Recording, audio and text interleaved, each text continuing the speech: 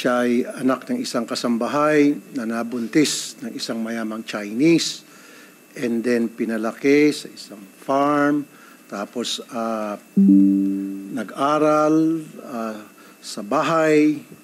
Wala siyang kakilala mga kaibigan. And then isang araw, bigla na lang siyang naging mayaman. Unlike sa Cinderella, merong tinatawag na prinsipe na sumalo sa kanya. Dito, it seems to me that she did it on her own.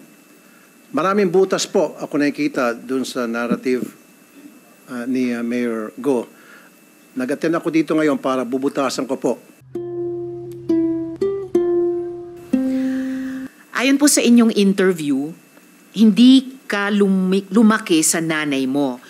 Nung nakaraang hearing, sinabi niyo po, at verbatim ito, quote, ang nanay ko po si Amelia Leal, close quote. And we flashed this video earlier. Sa TV interview, nung tinanong ka ano ang pangalan ng nanay mo, ang sagot niyo po, quote, nakita ko po doon sa birth certificate ko po yung pangalan po ng aking ina, close quote. Tama po ito? Ano po? Madam Chairman, opo. Okay. At nakita mo lang ang birth certificate mo noong 2005 dahil ito ang taon ng iyong birth registration, correct? Madam Chairman, unang-una po, hingi po ako ng pasensya po sa inyo nang hindi po ako nakasagot po nung nakaraan po ng hearing. Sorry po kay Sen Win din po. Medyo natakot po ako nung nakaraan kasi hindi po ako sanay na marami pong tao, marami pong cameras. Pasensya na po. Opo, nung 2005 po, when I was 19 years old po, hinanap ko po yung birth certificate po sa tatay ko po kasi kukuha po ako ng mga lisensya at passports po, hiningi ko po sa kanya. Alright. Sa makatuwid, yung sinasabi mo ay ang pangalan sa birth certificate ay ang iyong birth mother, correct? Yung birth mother na kasambahay na iniwan ka di umano matapos ka iluwal. Madam Chairman, opo. Yung biological mother ko po. Alright, yung biological mother nyo. Mayor Alice, I actually have a copy of your birth certificate at mayroong pangalan dito. Ang pangalan ay Amelia Leal. Ito po ba yung iyong totoong ina? Your Honor, yung ina ko po, hindi ko po siya nakasama po akong lumaki. Kaya kung ano po yung sinabi po sa akin ng tatay ko po, siya po yung biological ko pong mother. So, yung biological mother nyo ba, itong si Amelia Leal na nasa birth certificate nyo? Nakita ko po sa birth certificate ko po, Amelia Leal po, na sinabi po sa akin, kasambahay po nila nung unang panahon po. Teka po, so si Amelia Leal ay yung kasambahay? Amelia Leal po, siya po yung biological mother ko po. At siya po yung kasambahay po nila, tatay ko po. Okay, so yung biological mother nyo ay itong si Amelia Leal na nasa birth certificate nyo at siya yung kasambahay ni na tatay mo dati. Alright. At this point, friends, may I also put on record that the information here is information about an individual who is an officer of a government institution relating to her position, considering that citizenship is a requirement of public office and the position of mayor and is therefore a recognized exception to the Data Privacy Act. Sinabi niyo po, Mayor, na nalaman mo lang ang pangalan ng tunay mong ina nung nakita mo ang birth certificate. So sinasabi niyo, ang tunay niyong ina ay itong si Amelia Leal. Your Honor, opo. Biological mother ko po. Biological mother at kasambahay noon ni tatay niyo. Opo. Sabi po niya sa akin. Sabi po ni tatay niyo sa inyo. Mayor, sabi niyo po na kayo lang ang anak ng nanay at tatay niyo. Tama po ba? Your Honor, lumaki po ako sa farm. Lumaki po ako na ako po mag-isa. Yung tatay ko po, meron po siya ibang partner. Hindi ko na po alam, Your Honor. May ibang partner si tatay nyo, pero kayo lang ang anak ng tatay at nanay nyo. Your Honor, yan po ang understanding ko po. Yan ang understanding nyo. Opo. So presumably, kung may mga kapatid ka, sila'y half-siblings at iba ang nanay nila. At ang nanay nila ang legal wife ng tatay mo? Ang tatay ko po, meron pong 3 kasama. At yung sa 3 kasama, may mga anak si tatay nyo. So half-siblings nyo. Opo, Your Honor. So, yung isa sa 3, ang legal wife ni tatay nyo. Your Honor, ay tingin ko po, kasi hindi ko po sila kasama po lumaki. So pero ang sinasabi nyo, hindi si Amelia Leal ang legal wife ni tatay nyo. Pero siya ay nanay nyo at siya ay kasambahay ni tatay nyo dati. Yes po, Your Honor. Okay, ito pong problema ko, Mayor. Opo. I also have copies of the birth certificates of Sheila Lealgo and CMN Lealgo. Okay. I note that the information contained in these documents is necessary to present in these hearings for the Senate to properly carry out its authority to conduct investigations and ferret out the truth behind these issues we are confronting, thus constituting an exception to the Data Privacy Act. However, out of an abundance of caution, niredact po namin yung ilang portions ng birth certificates ni na Ms. Sheila Guo at Mr. CMN Guo dahil hindi sila public officers. Ngayon, sa mga dokumentong ito, pare-pareho kayo ng nanay nyo ay si Amelia Leal at ang ama ninyo ay si Angelito Guo. So, sa totoo, 3 po ba kayong anak ng nanay at tatay nyo? Your Honor, hindi po ako yung nag-prepare po ng birth certificate po nila. Kaya wala po akong idea po. Natanong ko rin po sa tatay ko po, after po nung last Senate hearing po, tinanong ko po sa kanya kung kapatid ko po ba yung dalawa. And he said yes po. Alright, so kinonfirm ni tatay nyo na sina Ms. Sheila Leal Guo at Mr. CMN Leal Guo ay mga kapatid nyo. Yes po, Your Honor. At kinonfirm nila na mga kapatid nyo sila. Kinonfirm po sa akin ng tatay ko po. Naitanong ko po sa kanya. Alright. So, base pa rin sa mga dokumentong ito, una yung birth certificate nyo at ngayon yung birth certificate nung dalawang kinonfirm ni tatay nyo na kapatid nyo, paano po yung iniwan ka ng nanay mo nung pinanganak ka ng 1986, pero siya pa din ang nanay ng kapatid mong si Siamen na pinanganak naman nung 1988? Your Honor, hindi ko po nakita yung birth certificate po nila at hindi rin po ako yung nag-prepare po. Wala po akong idea po doon sa birth certificate po nila. Madam Chair, pwede makasingit? Yes, Sen. Rafi. Kasi during the last hearing, she did mention na siya po ay a love child, right? Okay? Pero alam mo ba na kasal yung father mo at saka mother mo? Naitanong ko rin po sa kanya, sabi po niya sa akin, hindi po sila kasal.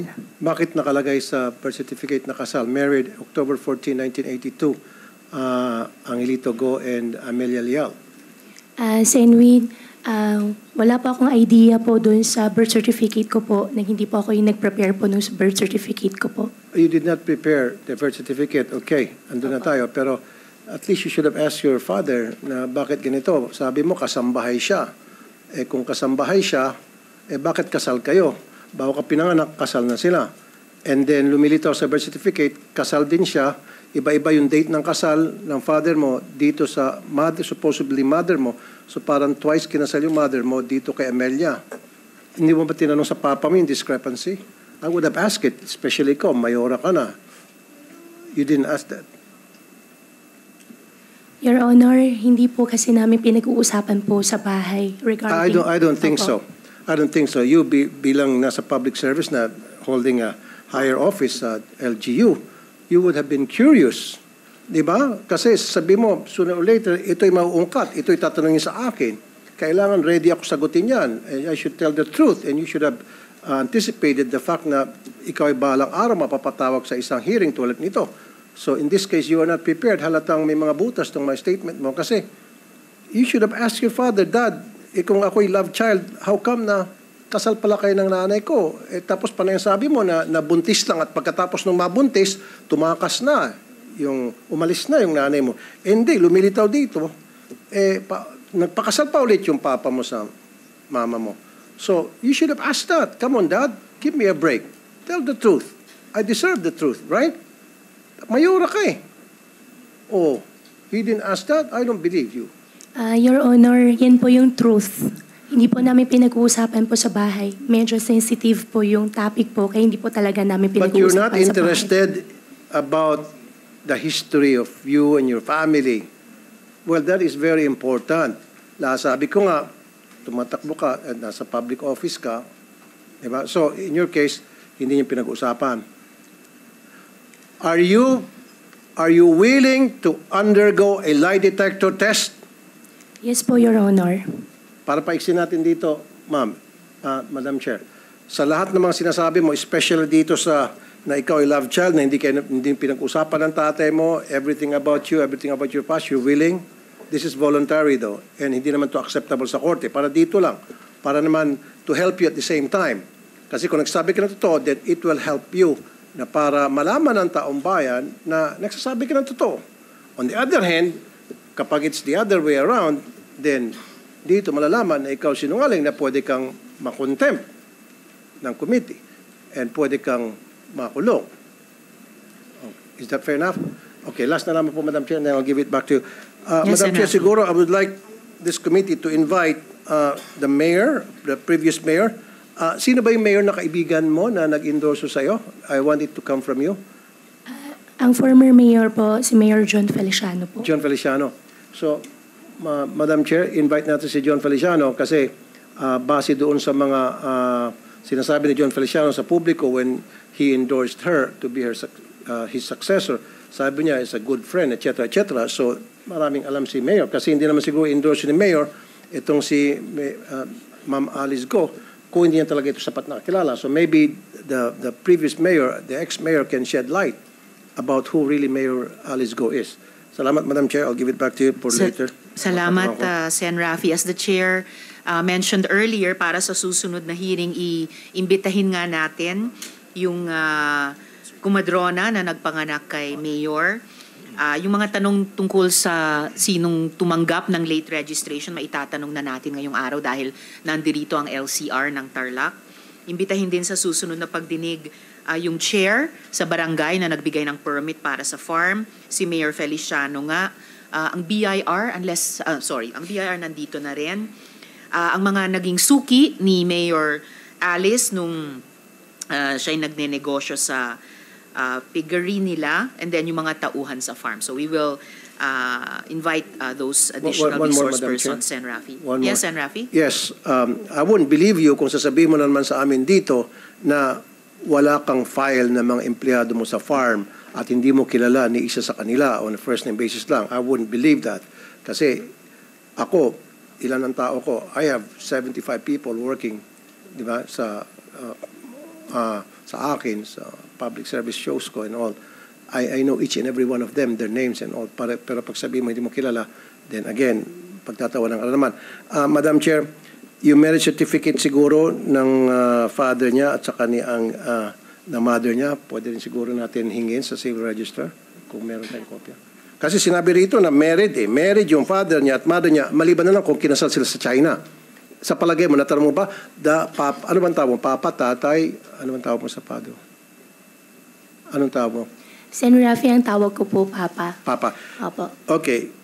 Natanong mo ba sa papa mo saan sila kinasal? O sa China ba o sa Pilipinas? Sen. Rafi, ayaw ko po kasing, hindi po yung pinag-uusapan po sa bahay Okay. po namin. Sige. Gawa po na ayaw ko pong sisihin yung tatay Okay, ko. sige. I understand. And how I wish po na I have a perfect family. Kaso Okay. nga lang po, ganun po yung nangyari. Yes, ma'am. So, Madam Chair, siguro hingin natin sa PSA yung marriage certificate. Kasi dalawang beses kinasal yung supposedly mother niya at father niya. So, pull out natin. Baka makakuha tayo mga important information doon sa marriage certificate ng both parents niya.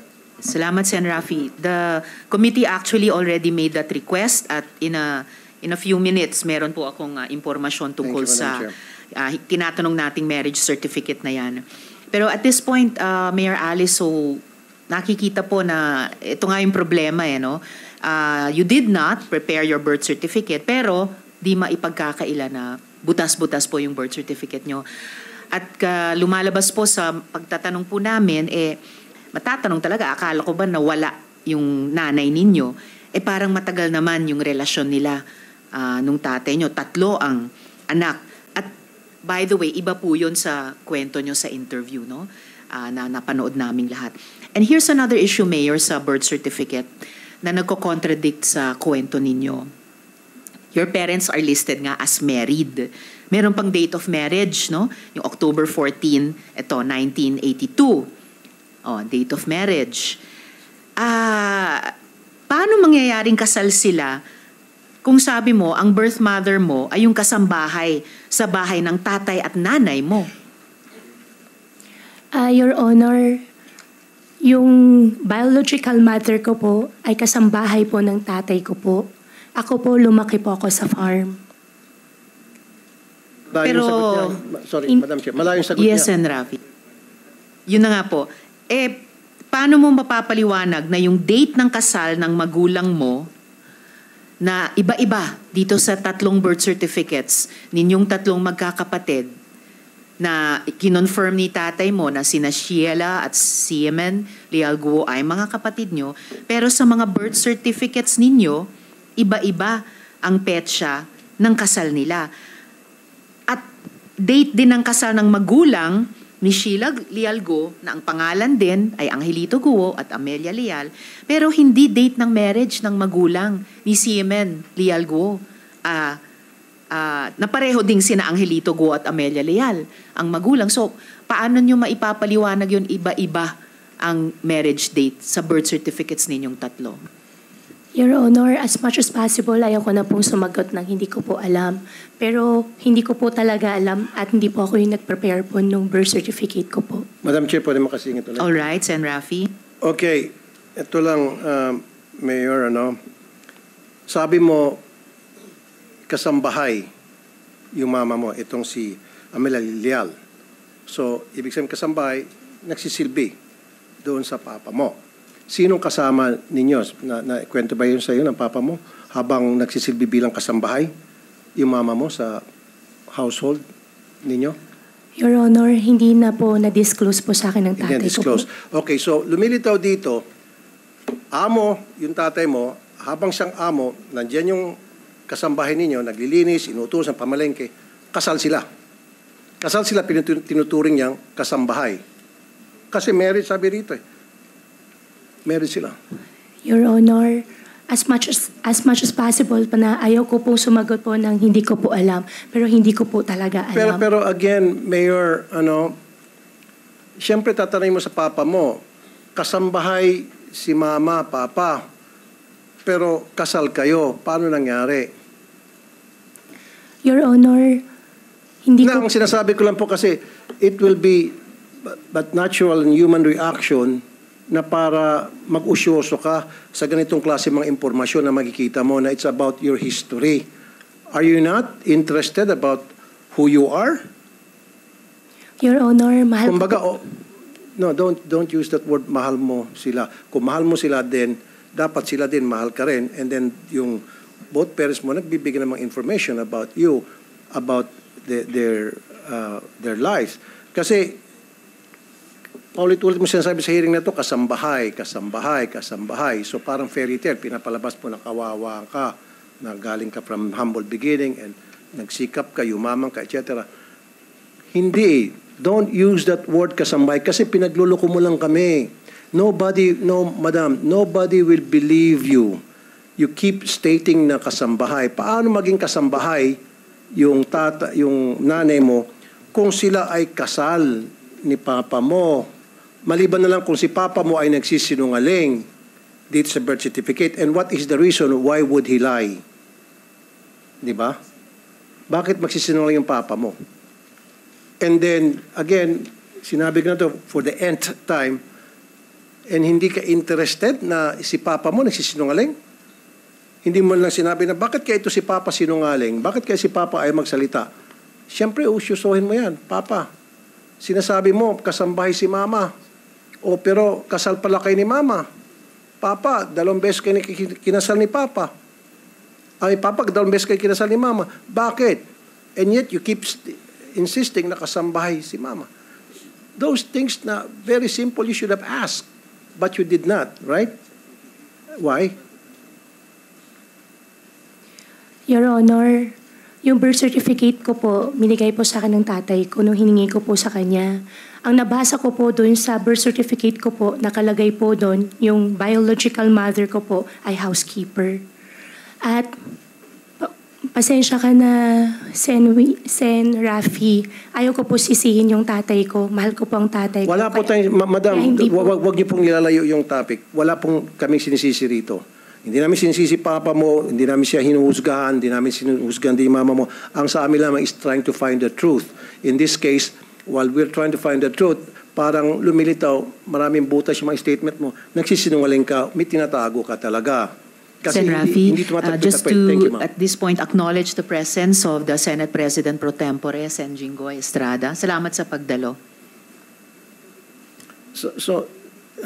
Sana maintindihan mo, Mayor Go. Kasi ang ginagawa mo, nililihis mo kumukuha ka ng simpatiya sa publiko Kasi that's what the public really wanted to hear, na yung mga sad story, mga fairy tales, mga teleserye, gusto mong pumunta doon pero no, wag mo kami lisin doon. We know better. Okay? You cannot use that. Wag ka magpapakaawa dito po, Mayora. Alam naman namin talaga kung sino ka. Kaya lang, it's very hard for us right now to find out. That's why we're trying to get more information about who you really are. Because we know, and everybody knows here, everybody listening and watching, and you know in your heart, na inconsistent ka and you're lying. You're lying through your thick. Sometimes kasi sa pagsisinungaling mo, akala mo yung pagsinungaling mo nagiging totoo na. Because sanay ka sa pagsinungaling, you've been living in a life of lie. Base po dun sa mga statements na mga binitiwan mo na sa amin. Salamat yan muna, Madam Chair. Salamat, Sen. Rafi. So sige, para lang tapusin na natin yung kwento dyan sa marriage certificate na yan. At ito po yung malala, Mayor. Nung pina-check ko po, wala pong record ng kasal sina Angelito Guo at Amelia Leal. Okay? So yan ang sinasabi po ng PSA certification natin. At ito ang higit pang malala, walang birth record at all sina Angelito Guo at Amelia Leal. So, maitatanong talaga, hindi po kaya Angelito Guo and Amelia Leal Guo don't even exist. Ha? Itong dalawang taong ito, na according to the documentary evidence have 3 children, but according to you, Mayor, have only 1 child, apparently don't even exist. So, hindi ko maklaro, lumalabo po yung kwentong buhay ninyo. Ha? Next question, ang tatay niyo po ba ay Chinese, Filipino, o Filipino-Chinese? Final answer please ha, dahil itong lahat na tatlong sagot ay nasabi nyo na sa iba't ibang pagkakataon. Madam Chair, ang tatay ko po ay Chinese. Okay, siya ay Chinese. So, taga saan po siya sa China? Taga Fujian po. Fujian. So, tama yung lumalabas sa social media na taga Fujian sila. Okay? So, ayan, mga social media posts. At babalikan ko yung Fujian mamaya, okay? Kung siya ay Chinese, yung tatay nyo, bakit kaya ang sabi sa birth certificate mo na ang tatay mong si Angelito Guo ay Filipino? Bakit ganun? Your Honor, yung Angelito po, yan po yung Filipino name po ng tatay ko. Pero yung citizenship po yung tinatanong ko, Mayor. I had this check po And the Chinese national cannot have 2 citizenships. Yes. Wala po silang dual citizenship. Why would you say he's a Chinese national with a Chinese passport, pero ang nakalagay sa birth certificate mo ay Pilipino siya? So, naiintindihan mo ba kung bakit ang gulo-gulo po ng kwentong buhay nyo tungkol sa pamilya nyo? So, bakit? Your Honor, yung tatay ko po ay Chinese passport holder. At siguro po, Your Honor, maganda rin po na i-check din po natin dun sa birth certificate ko po kung ano po yung mga naka-attach po na documents po sa kanila. O Walang problema sa pag-check sa attachments at itatanong din po namin yan mamaya. Pero ang tinatanong ko po, bakit siya ay Chinese national with a Chinese passport at dahil wala silang dual citizenship, hindi siya pwedeng simultaneously Filipino citizen. Pero ang citizenship niya, pangalang Angelito Guo sa inyong birth certificate ay Filipino siya. So bakit contradictory? Kung baga yung isa ay totoo pero yung isa ay kasinungalingan. Bakit po ganyan? Your Honor, ayoko po magsinungaling. Ang tatay ko po ay Chinese at hindi po ako yung nag-prepare po ng birth certificate ko po. Okay, so babalikan po natin talaga yung misteryosong birth certificate na yan. Na bagamat hindi kayo ang naghanda, pero nung umabot na po kayo sa age of reason, sa legal age, lalo na naging local government official pa kayo, eh dapat talaga naiklaro, matagal na. And Mayor, I am sorry, but even your revised story, no, yung napanood po naming lahat sa media, sa balita, parang hindi rin po totoo. Your birth certificate is riddled with holes. And if your birth certificate is the basis of your citizenship, so pati po yung citizenship nyo ay riddled with holes. Kung Chinese ang tatay ninyo, based on your own self-declaration, well, sa ilalim ng 1973 Constitution, na yan ang umiiral na konstitusyon nung taon ng inyong pagkapanganak, 1986, kailangan Pinoy si nanay nyo para maging Pilipino rin kayo. Pero itong Amelia Leal, whoever she is, kasambahay ba o nanay ninyong tatlo, is a person with no birth record. So, how can you derive citizenship from a woman whose very existence is questionable? Yun. Paano ba namin paniniwalaan, Mayor, kung saan galing yung inyong identity at citizenship? Kung ganito pong kagulo at non-existent pa nga yung ibang mga documentation sa inyo. Your Honor, lumaki po ako, nadala-dala ko po. Nung 2005 po, minigay po sa akin yung birth certificate ko po. Alam ko po ako ay po isang Filipino. Lumaki din po ako na alam ko po ako ay isang Filipino po. Well, kung sinasabi niyong lumaki kayo, alam niyong Pilipino kayo, kailangan backed up yan ng documentation. Bilang government official, alam nyo yan. At kapag kumukontra sa isa't isa ang mga dokumento or non-existent yung mga importanteng dokumento, nagiging kaduda-duda yung sinasabi nyong mga identity at citizenship. At earlier, no, kung sinasabi nyo na hindi kayo sinungaling, kung hindi kayo ang sinungaling, ibig sabihin, yung tatay nyo ang nagsinungaling. Nagsinungaling siya sa birth certificate nyo at itatanong po namin yan mamaya.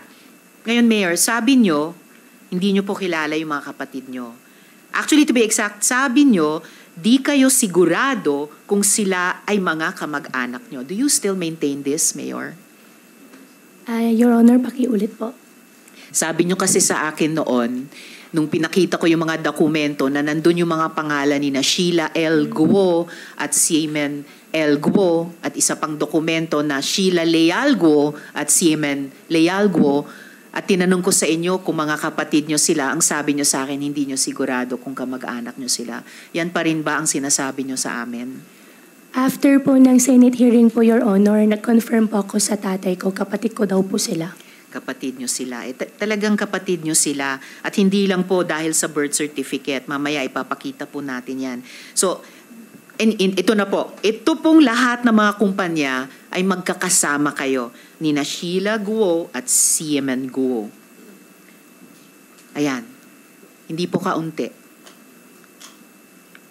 Lahat. Kayong tatlo ay magkakasama. Tapos, ito naman po, ang mga travel records ninyong dalawa ni Sheila Leal Guo, showing you traveled at least 3 times together. Travel buddies kayo ni Sheila Guo. At wala namang masamang mag-travel kasama ng kapatid. I would enjoy that also. Pero why would you lie about something like this? Bakit po kailangan magsinungaling sa bagay na napakadali namang pong i-check? Your Honor, nakaraan po na Senate hearing, Kaya po, lahat na lang po naging sagot ko po is I don't know, hindi ko po alam. Dahil ayaw ko po madamay pa po ang ibang tao. Kaya lahat po na natanong niyo po sa akin, puro naging I don't know po ang sagot ko po. Dahil ayaw ko po madamay po sila at pribadong tao po yung mga ibang tao po na babanggit, ayaw ko po sila madamay po dito. Ayaw nyo silang madamay, pero napakadali naman naming i-check. Kasi of public record, itong mga public documents na ito, actually lalo silang nadadamay sa inyong pag-iwas, sumagot, or pagbigay ng sagot na hindi pala totoo, kundi mga kasinungalingan.